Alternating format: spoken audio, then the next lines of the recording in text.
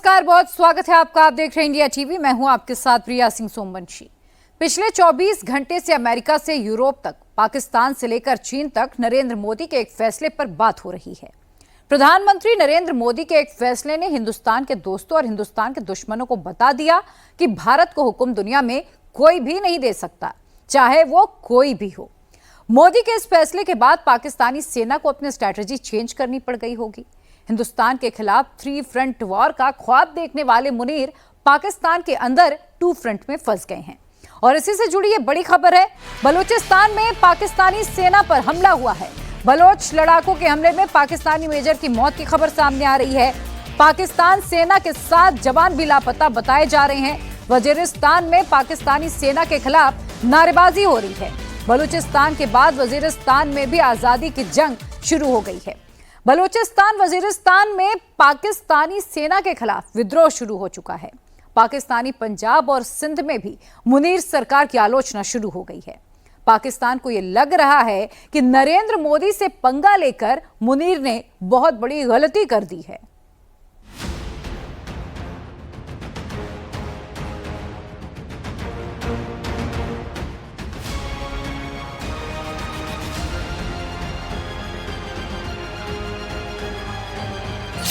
मोदी को झुकाने 32 देश आए, हार गए, लौट गए। मोदी पुतिन की दोस्ती तोड़ने नाटो आया, हार गया। मोदी झुकता नहीं, मोदी रुकता नहीं, मोदी दुश्मनों को छोड़ता नहीं। जिन लोगों को लगता है नरेंद्र मोदी दबाव में झुक जाते हैं, जिन लोगों को लगता है मोदी देश के सम्मान से समझौता कर सकते हैं, जिन लोगों को लगता है दुनिया में हिंदुस्तान की इमेज डाउन हुई है, आज उन लोगों को नाटो से लेकर पाकिस्तानी जनता को सुनना चाहिए। हिंदुस्तान पर दबाव डालने के लिए अमेरिका से लेकर नाटो तक ने कोशिश की। पाकिस्तान को लेकर डबल गेम खेला गया, लेकिन पाकिस्तान भी समझ गया, नाटो भी जान गया, हिंदुस्तान कभी किसी का हुक्म नहीं मानता। अमेरिका, ब्रिटेन, यूक्रेन, पूरे यूरोप की नजर इंडिया पर है। रूस भी भारत की तरफ देख रहा है और चीन भी हिंदुस्तान के फैसले का इंतजार कर रहा है, क्योंकि दुनिया के भविष्य का रास्ता हिंदुस्तान से होकर निकलता है। डोनाल्ड ट्रंप 24 घंटे में रूस यूक्रेन युद्ध रुकवाने का वादा करने आए थे। 6 महीने हो गए, ट्रंप सिर्फ डायलॉग मारते रह गए। इस वक्त अमेरिका को लग रहा है पुतिन को सिर्फ मोदी समझा सकते हैं। युद्ध रोकने के लिए मोदी ही पुतिन को टेबल पर ला सकते हैं। और अब हिंदुस्तान के खिलाफ प्रेशर पॉलिटिक्स का खेल शुरू हो गया। लेकिन यह बात तो पाकिस्तान भी जानते हैं, मोदी किसी का हुक्म नहीं मानते, हिंदुस्तान किसी के सामने नहीं झुकता। हिंदुस्तान ने 90 घंटे की लड़ाई के बाद आसिम मुनीर सीधे अमेरिका गया। वहां जाकर ट्रंप के सामने नतमस्तक हो गया। मुनीर को लग रहा था अमेरिका मुनीर को मोदी के बराबरी में लाकर खड़ा करेगा, लेकिन मुनीर का खुमार 2 महीने में उतर गया। अब पाकिस्तानी खुलकर कहने लगे हैं, जब तक मुनीर हिंदुस्तान से चपेट नहीं खाएगा वो सुधरेगा नहीं। आसिम मुनीर को लगा था 10 मई बीत गई, अब जंग रुक गई, अब वो जो बोलेगा उसको पाकिस्तान सुनेगा और हिंदुस्तान मुनीर को माफ कर देगा। लेकिन पाकिस्तान जनरल ये भूल गया, जंग के मैदान पर गोली चलाना भले ही बंद हो जाए, मगर जंग दूसरे तरीके से चलती रहती है। जिस दिन टीआरएफ पर बैन लगाने का ऐलान होना था, जिस दिन अमेरिका हाफिज के टीआरएफ पर आतंकी संगठन की मोहर लगा रहा था, उसी दिन मुनीर ने पाकिस्तान से ट्रंप के आने की खबर फैला दी।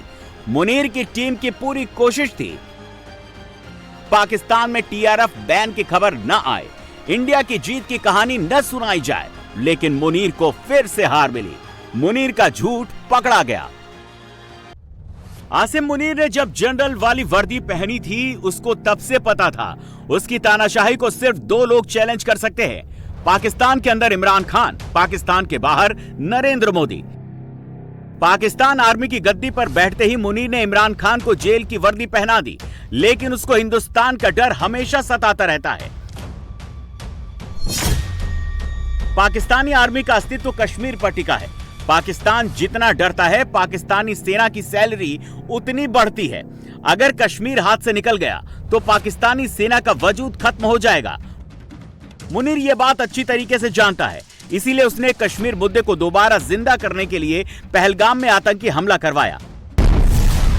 मुनीर को पता था हिंदुस्तान जवाब देगा, उसका कैलकुलेशन पीओके तक ही पहुंच पाया था, लेकिन मुनीर ने बहुत बड़ी जंग को दावत दे दी। पूरा पाकिस्तान ये समझ चुका है मुनीर ने पाकिस्तान को बर्बाद करने का काउंटडाउन शुरू कर दिया है।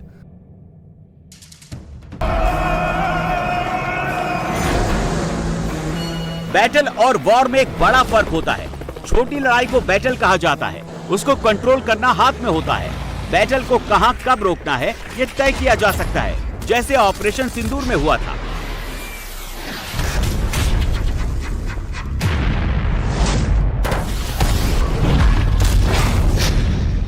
पाकिस्तान के आतंकी अड्डों को उड़ाने के बाद, पाकिस्तान एयरबेस को तबाह करने के बाद सीज फायर कर दिया गया, लेकिन युद्ध शुरू होता है तो उसको रोक पाना मुश्किल होता है।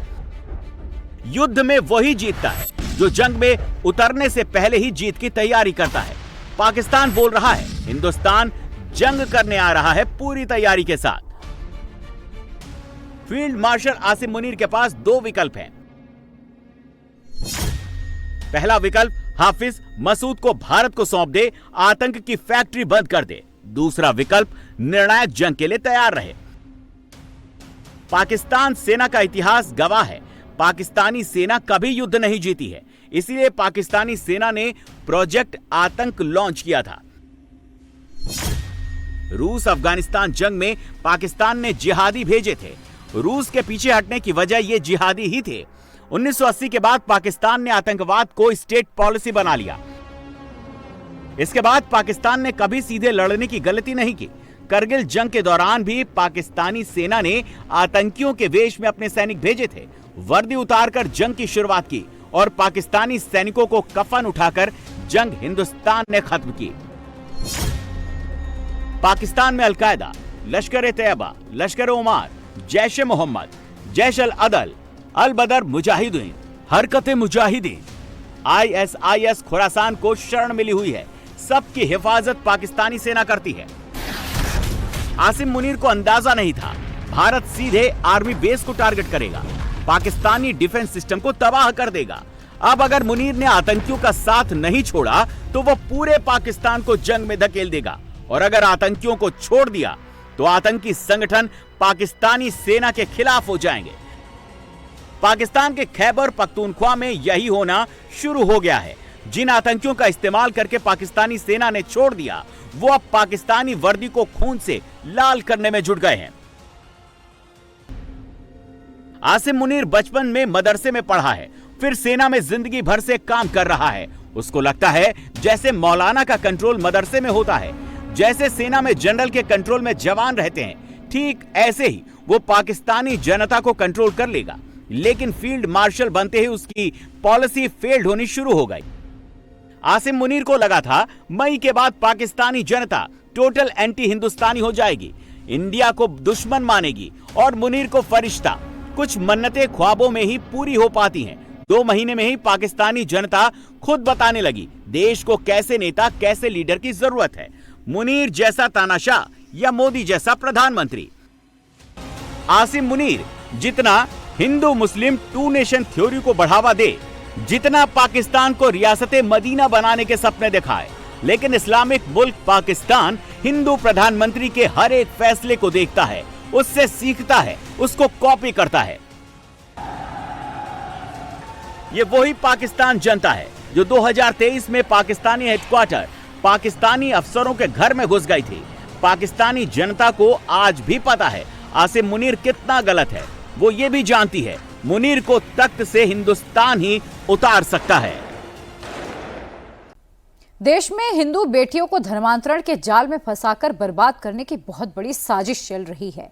योगी बाबा धर्मांतरण गैंग के खिलाफ ताबड़तोड़ एक्शन ले रहे हैं। जांच में बहुत चौंकाने वाला खुलासा हुआ। धर्मांतरण के जाल में फंसाने के बाद हिंदू लड़कियों को जिहाद में धकेलने के प्लान का पर्दाफाश हुआ है। यह बिल्कुल वैसा ही है जैसे ISIS करता है। धर्मांतरण गैंग के आगरा मॉड्यूल का कनेक्शन लश्कर-ए-तैयबा से होने की जांच बहुत तेजी से बढ़ रही है। योगी बाबा इस नेक्सस को जड़ से मिटाकर रहेंगे। हिंदू बेटियों को छांगुर जैसे लोगों से बचाने के लिए बाबा बागेश्वर ने भी एक बात बताई है। क्या कहा है उन्होंने, एक एक डिटेल आपको मिलेगी इस रिपोर्ट में।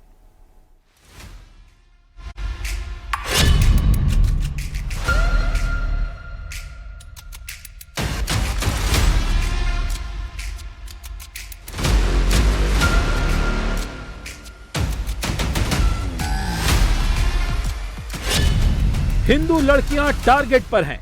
लश्कर आईएसआईएस का जाल पूरे देश में फैल चुका है।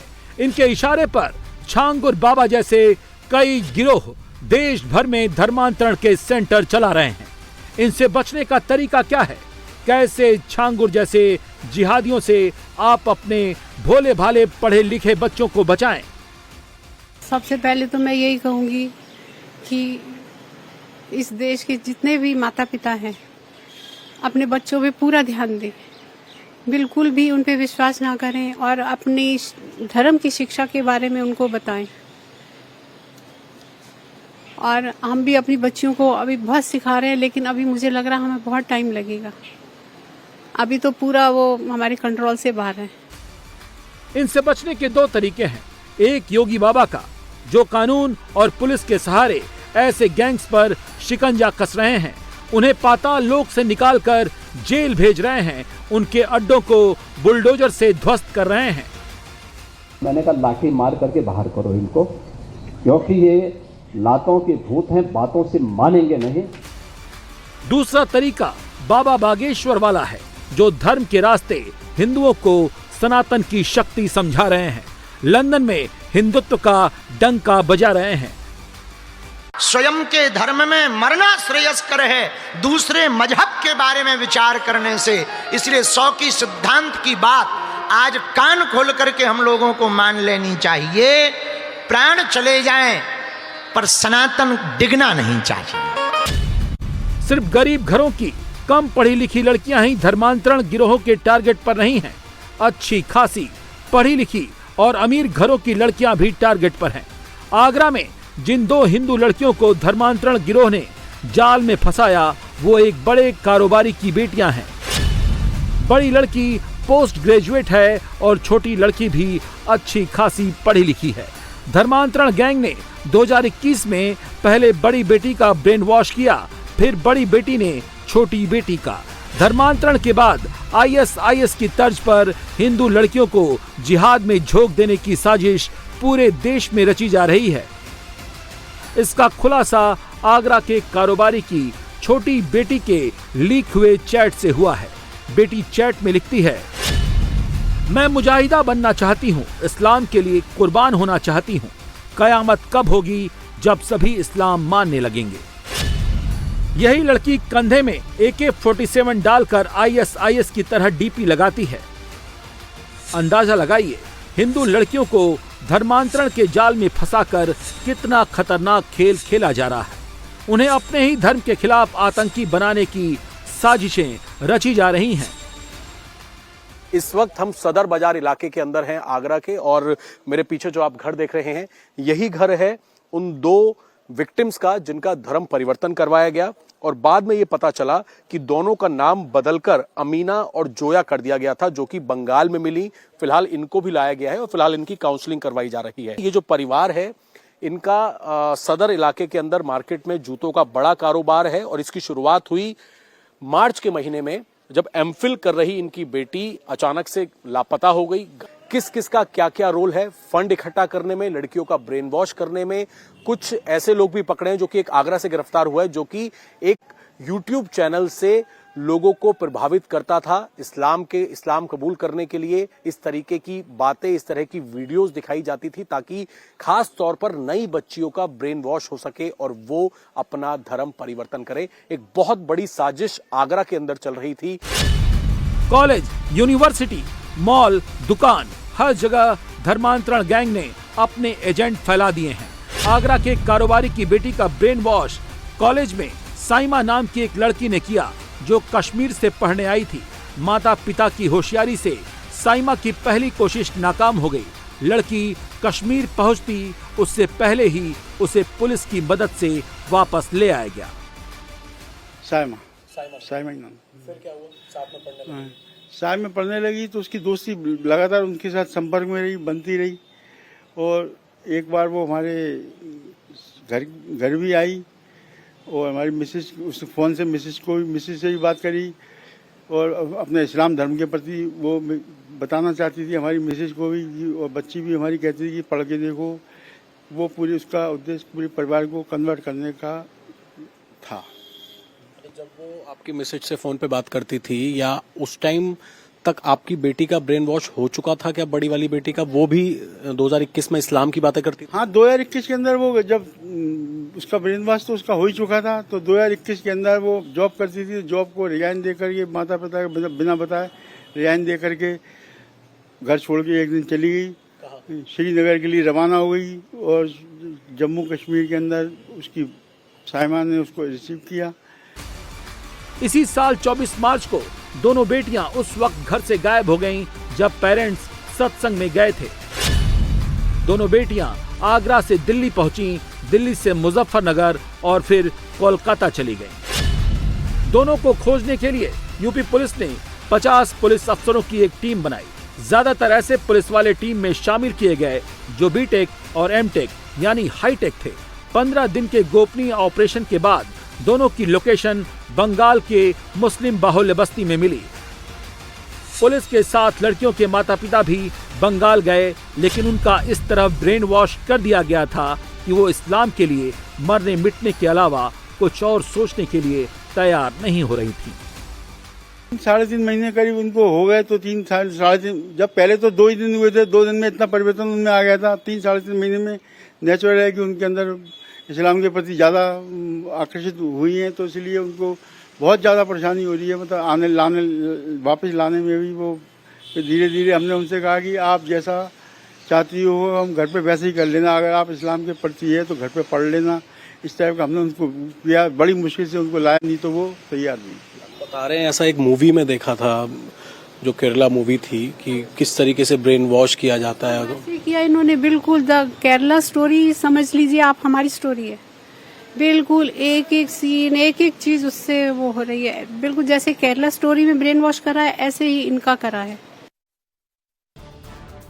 बंगाल पहुंचते ही धर्मांतरण गैंग ने दोनों लड़कियों की पहचान बदल दी थी। बड़ी लड़की का नाम अंशु से बदलकर अमीना और छोटी लड़की का नाम जोया कर दिया गया। धर्मांतरण गैंग दोनों लड़कियों का निकाह कराने के लिए मुस्लिम लड़कों की तलाश कर रहा था। जो बड़ी लड़की थी, जो कि एमफिल कर रही थी, उसके सोशल मीडिया अकाउंट पर जो प्रोफाइल पिक्चर थी, वो बुर्का पहनकर एक महिला की पिक्चर थी, जिसके हाथ में AK-47 हथियार दिखाई दे रहा था। इसका मकसद क्या था? जांच को आगे बढ़ाया गया। जांच जब आगे बढ़ी तो पता लगा दोनों लड़कियां वेस्ट बंगाल में एक मुस्लिम इलाके के अंदर मौजूद हैं, जिसके बाद आगरा पुलिस, साइबर थाने की पुलिस, साथ ही वेस्ट बंगाल पुलिस ने एक ज्वाइंट ऑपरेशन चलाया और ये लोग बंगाल के उस कॉलोनी में पहुंचे और वहां पर ये दोनों हिंदू लड़कियां बुरके में नजर आईं। इनके साथ 2 लोग और भी वहां पर मौजूद थे। पुलिस की टीम जांच को लगातार आगे बढ़ा रही थी। उसी दौरान ये पता लगा कि इनका धर्म परिवर्तन किया गया है और दोनों लड़कियां जो हिंदू थी, उनका नाम बदलकर अमीना और जोया रख दिया गया। और उसके बाद इनकी शादी करने के लिए लड़कों की तलाश की जा रही थी। गुरुवार को हाल में ही पुलिस की टीम वहां पर पहुंची, दोनों लड़कियों को वहां से रिकवर किया। रिकवर करने के बाद फिलहाल उन्हें आगरा लाया गया है, जहां पर उनकी काउंसलिंग की जा रही है। आगरा के कारोबारी परिवार की बेटियों को फंसाने वाला छांगुर मॉड्यूल देश के कई राज्यों में फैला हुआ था। इसके एजेंट यूपी उत्तरांचल, जम्मू कश्मीर, इसके एजेंट यूपी उत्तराखंड, जम्मू कश्मीर, राजस्थान, कोलकाता और गोवा से गिरफ्तार किए गए हैं।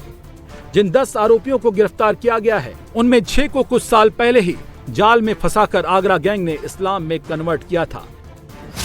इनमें गोवा की SV कृष्णा, जो अब आयशा बन गई है, कोलकाता का शेखर रॉय, जो अब हसन अली बन गया है, कोलकाता का ऋत्विक बनिक, जो अब मोहम्मद इब्राहिम बन गया है, रुपेन सिंह, जिसने अब अपना नाम बदलकर अब्दुल रहमान रख लिया है, पीयूष पवार, जिसने अपना नाम मोहम्मद अली रख लिया है, दिल्ली का मनोज, जो अब मुस्तफा बन गया है। जांच में खुलासा हुआ है कि धर्मांतरण गैंग नाबालिग हिंदू लड़कियों का ब्रेन वॉश करने के बाद तब तक उन्हें अपने पास नहीं बुलाता था जब तक वो 18 साल की न हो जाए। 2021 के अंदर वो 14 साल की थी, मात्र 14 साल की थी। तो छोटी बेटी 14 साल की थी, तो उसको लगा कि मेरी बड़ी बेटी, बड़ी बहन, ऐसा इस्लाम में क्या है कि बड़ी बहन छोड़ के घर चली गई।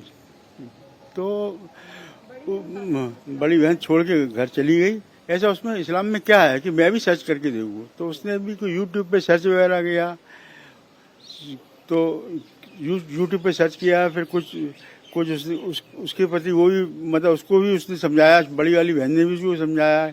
तो वो दोनों क्योंकि एक साथ सोती थी, एक साथ ही बैठती उठती सोती थी, उनका कमरा दोनों का एक ही था, तो इसलिए वो उसके साथ साथ वो भी प्रभावित हो गई।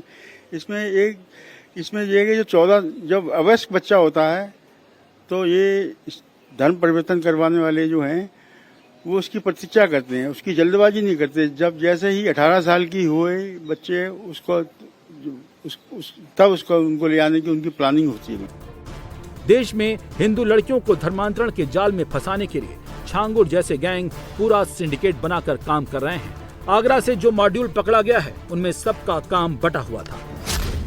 मुजफ्फरनगर का रहने वाला अबू तालिब उत्तराखंड का इंचार्ज है। अब्दुल रहमान हिंदू लड़कियों की मुस्लिम लड़कों से शादी कराता है। मोहम्मद इब्राहिम फाइनेंस संभालता है। अली हसन कोर्ट का काम संभालता है। इसने गोवा की आयशा से शादी की है, जो देश भर के गिरोहों को भेजे जाने वाले फंड को मैनेज करती है। इस नेटवर्क का सबसे खतरनाक चेहरा आगरा का अब्दुल रहमान कुरैशी है, जो हिंदू लड़कियों का ब्रेन वॉश करता है। इस्लामिक शिक्षा के नाम पर वो लड़कियों को कट्टरता की ओर ले जाता और फिर जिहादी विचारधारा से जोड़ता था। ये एक यूट्यूब चैनल चलाता है जिसमें 1,66,000 फॉलोअर हैं। रहमान अब तक अपने चैनल पर 1,500 से ज्यादा वीडियो अपलोड कर चुका है। कोलकाता से पकड़ा गया उसामा और आगरा का रहमान, ये दोनों मिलकर लड़कियों को मेंटली तोड़ते थे और माता पिता से दूरी बनाने को उकसाते थे। आगरा की दोनों लड़कियों को बंगाल भेजने में रहमान की मेन भूमिका थी। गैंग ने पूरे परिवार को कन्वर्ट करने की साजिश रची थी। स्टार्टिंग में जब आई थी बहुत गुस्से में थी सर, कि मुझे यहाँ क्यों ले आए, मुझे वहीं रहना था, मैं यहाँ नहीं रहना चाहती, क्योंकि अब मैंने इस्लाम में कन्वर्ट होना चाहती हूँ, मेरा इस्लाम सीखना चाहती हूँ, मैं नमाज पढ़ना चाहती हूँ। तो स्टार्टिंग में हम लोगों ने बोला ठीक है पढ़ लो, तो कह रही है मुझे आता थोड़ा ना कुछ पढ़ना, मुझे कुछ करना आता थोड़ी इस्लाम के बारे में, मुझे ट्यूटर रख के दो। हमने कहा नहीं वो सब नहीं हो सकता यहाँ पर। तो कुछ दिन तो उसका मूड ऑफ रहा, फिर सर धीरे धीरे वो ठीक होती गई। साइमा से जब आपकी फोन पर बात होती थी तो क्या आपको भी वो इस्लाम के प्रति या इस्लाम में कन्वर्ट होने के लिए फोर्स करती थी, समझाती थी इस्लाम के बारे में साइमा? सर जब ये आई थी तो उसके बाद मैंने साइमा से बात की कि साइमा बेटा तूने ऐसे कैसे किया, हमारी इतनी अच्छी फैमिली थी, ये सब घर में सबसे बड़ी लड़की थी और सर इतनी अच्छी लड़की थी, सर्वगुण संपन्न ही बोल सकते हैं इसको, हर चीज में एक्सपर्ट थी, कि तूने ऐसे क्यों कर दिया। तो उसने बोला अरे आंटी आप एक बार आप भी तो इस्लाम पढ़ के देखो, एक बार आप सब कुछ करके तो देखो। मैंने कहा नहीं बेटा हमारे समाजी है, हम इस्लाम नहीं पढ़ेंगे। लश्कर तैयबा की फंडिंग से चल रहा आगरा के धर्मांतरण गैंग को विदेशों से फंडिंग आ रही थी। जांच में अब तक चौंकाने वाली जानकारी मिली है। लश्कर फंड को यूएई, कनाडा, लंदन, अमेरिका के रूट से डाइवर्ट करके भारत भेजता था। विदेश से जो पैसे आते थे उसे गोवा की आयशा उर्फ एसबी कृष्णा मैनेज करती थी। कनाडा में बैठा सैयद दाऊद अहमद फंडिंग को डायरेक्ट भारत में आयशा के खाते में भेजता था। आयशा का पति शेखर रॉय उर्फ हसन अली कोलकाता में बैठकर काम करता था। वो गैंग का लीगल एडवाइजर भी था, वो भी अरेस्ट हो चुका है। यही धर्मांतरण से जुड़े कानूनी दस्तावेज तैयार करवाने और कागजी कार्रवाई पूरा करने का जिम्मा भी संभालता था।